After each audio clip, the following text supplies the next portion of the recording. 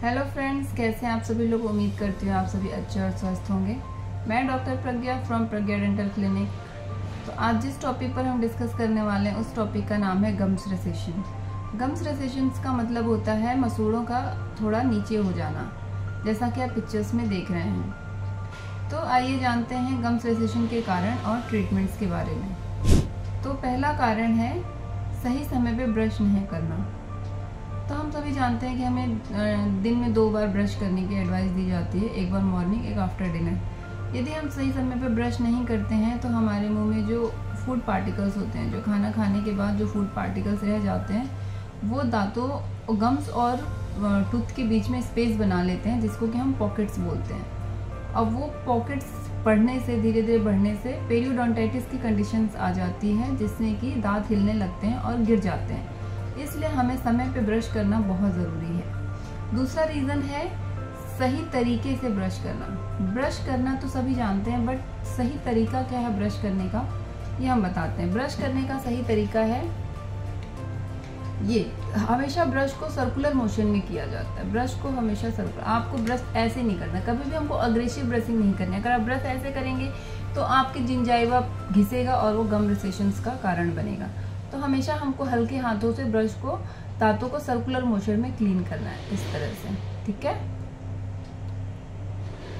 तीसरा रीजन है poor oral hygiene.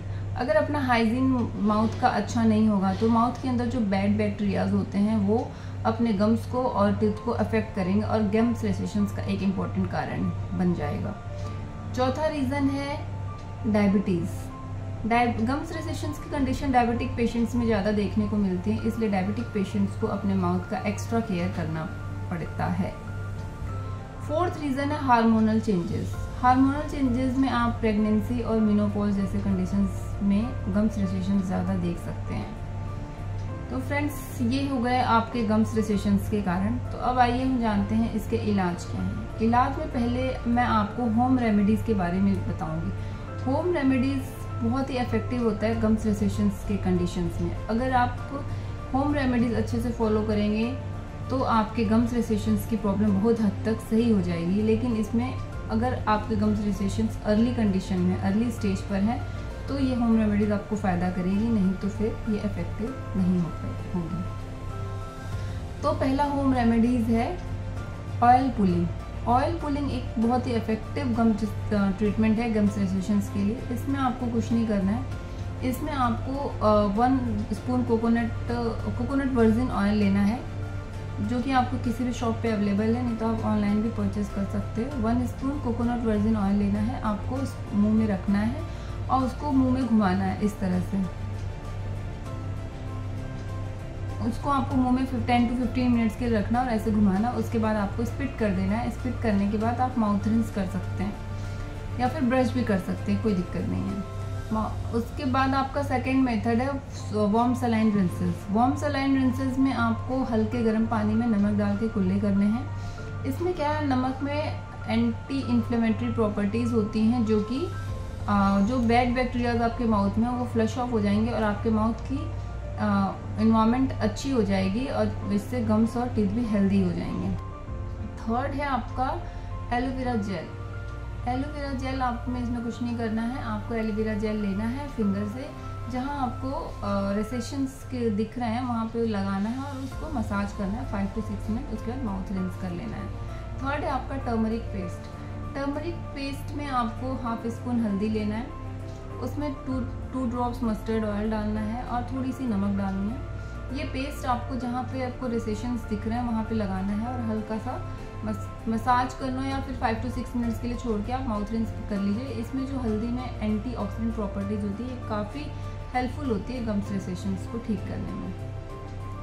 Fifth reason है आपको, फिफ्थ रीज़न एक बहुत ही इफेक्टिव मेथड है। अगर आपको कुछ भी नहीं करना, आपके पास टाइम नहीं है, आप नहीं ये सारी चीज़ें कर पा रहे हैं, तो कोई बात नहीं, आपको सिर्फ अपने फिंगर वॉश करनी है। वॉश करने के बाद आपको फिंगर से गम मसाज करना है। आफ्टर ब्रशिंग आपको गम्स मसाज करनी है और आपको अगर नीचे की तरफ आपको रेसेशन है तो नीचे के गम्स को ऊपर की तरफ पुश करना है और ऊपर के गम्स को नीचे की तरफ पुश करना है। ये करना है सिर्फ आपको। ये काफ़ी इफेक्टिव है। ये सिर्फ आपको आफ्टर ब्रशिंग आप करो ये आपको बहुत इफेक्ट करेगा। ये सारी होम रेमेडीज तभी आपको इफेक्ट करेंगी जब आपके गम्स रिसेशंस की स्टेज अर्ली स्टेज होगी, नहीं तो ये इफेक्ट नहीं होगी। तो अब हम बात करते हैं ट्रीटमेंट्स के बारे में। तो इसका ट्रीटमेंट फर्स्ट है स्केलिंग एंड रूट प्लानिंग। जब आप डेंटिस्ट के पास जाते हो गम्स रिसेशंस की प्रॉब्लम लेके, तो सबसे पहले डेंटिस्ट आपको gums scaling and route planning suggest करता है। इसमें गम्स की अच्छे से क्लीनिंग की जाती है, डीप क्यूरिटाज किया जाता है और इसके साथ एंटीबायोटिक्स दिया जाता है ताकि इन्फेक्शन ना हो। और सेकेंड ट्रीटमेंट है जो कि सर्जिकल में आता है, उसमें हम फ्लैप सर्जरी और सॉफ्ट टिश्यू ग्राफ्टिंग करते हैं। इसमें क्या आप सॉफ्ट टिश्यू आपके सॉफ्ट पैलेट से लेते हैं और जहाँ पे रिसेशन होता है वहाँ पे लगा दिया जाता है और उसके बाद सूचरिंग कर दी जाती है। 3 से 4 दिन बाद वो सूचरिंग हटा दी जाती है, वो एज इट इज़ नॉर्मल हो जाता है और ट्रीटमेंट कंप्लीट हो जाता है।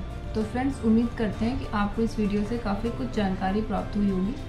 अगर ये जानकारी आपको अच्छी लगी हो तो ये अपने फ्रेंड्स के साथ से आप शेयर कीजिए ताकि उनको भी इसके बारे में पता चले और वो अपने माउथ को गम्स रिसेशंस को लेके अवेयर हो सकें। Thank you.